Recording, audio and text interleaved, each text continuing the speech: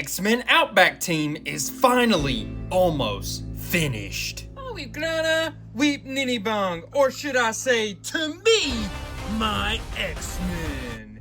And welcome back to the Justin Network Toys. And today, as you can see, we're looking at the Marvel Legends Series Psylocke. And this is from the Build-A-Figure Marvel's Box Wave. Get your head out of the gutter, we mean this big guy box. And that's the whole line across there. We may or may not be getting some other characters from that line, or already have them, just need to record the videos. Maybe, perhaps. But yeah, here we have Psylocke, and maybe you think she's looking a little different. It's because this is her Outback look from the X-Men Outback era. After the X-Men relocate to the Australian Outback, mutant telepath Betsy Braddock exchanges her old Psylocke costume for a more protective suit of armor. And yeah, so that is why Psylocke be looking like this, because I'm sure there's some of you that don't know this look for Psylocke, and you're like, but that's not the Psylocke look from Marvel Rivals. You're right, it's definitely not. So we've already got one major issue with this toy that I think, unfortunately, is not going to have much of a workaround for, even if we sit and work. I think, unfortunately, she's going to be top heavy because of that cape. You can stand her up like that. But unfortunately, without some kind of stand, I just don't think you're going to be able to actually stand her up as intended. This cape is freaking heavy. This is like a soft plastic, but it's still, I mean, soft relatively to like this, but it's still not like soft, you know what I mean? So yeah, that's unfortunate. It's very heavy because it's a solid piece of plastic, you know. But I will say, this feels slick. She ain't greasy, she's slick. I'm telling you what, this purple feels so nice and smooth. It is awesome. I am very, very impressed. That purple color is such a thing that I feel like was a thing we saw a lot in like the 90s and 80s. I feel like they were on toys. I feel like it was just on stuff from our childhood, like a ton. And now you just don't see it like you used to. It's almost nostalgic just looking at that color purple, right? I guess this outfit altogether, color-wise, is pretty nostalgic for a certain time period. You know, when these X-Men Outback comics were first coming out and this outfit was first designed. All right, yeah, I got that double right in there. As you can see, unfortunately, her cape is going to hold this back just a little bit. I mean, you can spin it all the way around, but it's going to be a little tough. You got to move that cape around and get it out of the way and such. Don't love the way that looks in through there. It's very crickety. I understand that it's kind of part of the design of the armor, but unfortunately it just looks like a negative because of you know, the way it comes out. It makes it look like kind of a cheaper toy, cheaper plastic. I don't know, it just doesn't look like it's sculpted like it's supposed to, even though I guess technically that is the way it should look. But yeah, so that's a little unfortunate. We do see here, I want to point out, pretty sure we got a couple different pinks here. This and this, different pinks. This and this, another set of different pinks. And you got this. Yeah, there's just a couple different pinks. They're not all uniform. They're slightly different. It's not crazy. It's not super noticeable, but it is there. You can turn this up and down, all around. She's got, be able to move that neck a little bit itself, like at where it connects to her torso. Let's see, gonna be able to spin right there at the top of her rib cage. No spin at the hip, unfortunately. Let's see, a little tight in through here, no doubt. Let's see if we can get this to work itself around. Oh golly, yeah, it's really tight, and it's gonna get in the way a little bit through there with this, so just be careful. Fortunately, did I scuff that just now, or was it already like that? Might already been like that, just where the two bits of plastic met each other in production. But you can spin this all the way around. As you can see, I feel like the size is just not quite right. You see what I'm talking about? Something just feels a little off in through here. Maybe She just needs to be moved around a little bit. I don't know. Something just feels slightly off in the size of where they meet through there. Like I said, this feels super good. It looks really nice. I think I'm just being nitpicky because I want to make sure that I put it out there when I'm seeing any kind of issue whatsoever. But this, like I said, looks and feels super nice. I am a huge fan of... I'm not saying this costume. I do like this costume. I think it's an interesting, very like quirky and weird thing to add to your collection, especially if you're like me and you're trying to get the whole X-Men Outback team, which, like I said in the intro, we're very close to doing now. Basically just missing Gateway and Colossus, Battle Empire. Yeah, there ain't too much left.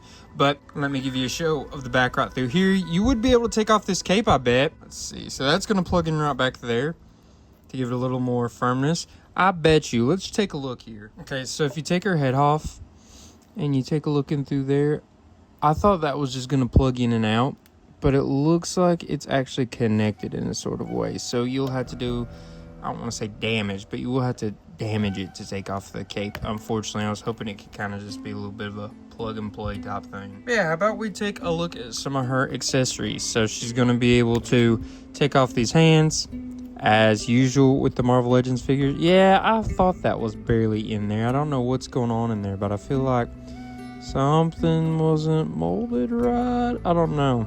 That's like not feeling like it's actually wanting to plug in like it's supposed to. Let's see if it's the hand or if it's the actual piece of the arm. When we check out her secondary hands, we got the open hands.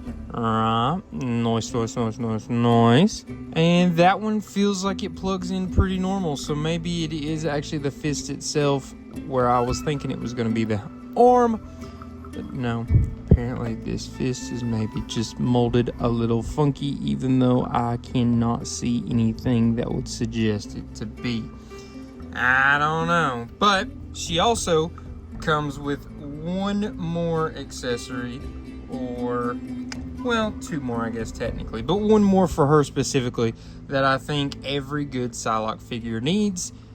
Woo! Yes, her, you know, little energy butterfly wing type of thing that you see in her face. They've got it set up like it is glasses basically, where it would like tuck on their ear and such. Let's see, how do they want you to fit this in there? And there we are. You have to do a little bit of lifting in through here, like picking her hair and hood up a little bit to get it to slide in through there.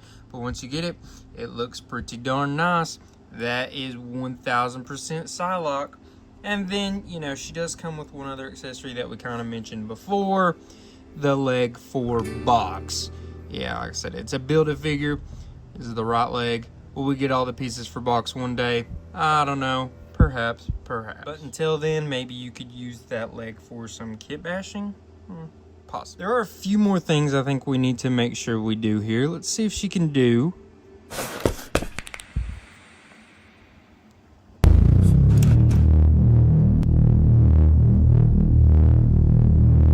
the classic T-pose, and she is able to do it. These do a nice little bit of moving in through here. Give her some more leeway than what it would look like she has.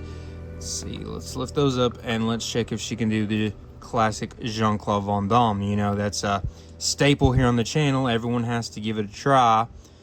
And it's about as far as she's going to go, which I guess is pretty normal for most Marvel Legends figures. Hey, look what I was able to do. So you do enough messing and you can get her to stand on her own.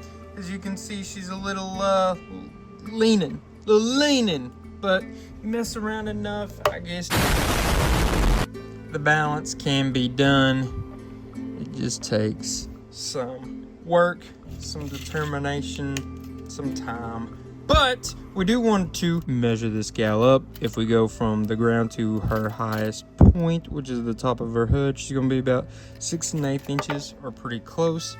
Widest point is going to be this cape, obviously, the bottom end of it. It's going to be close to about 3 7/8, maybe a little bit under.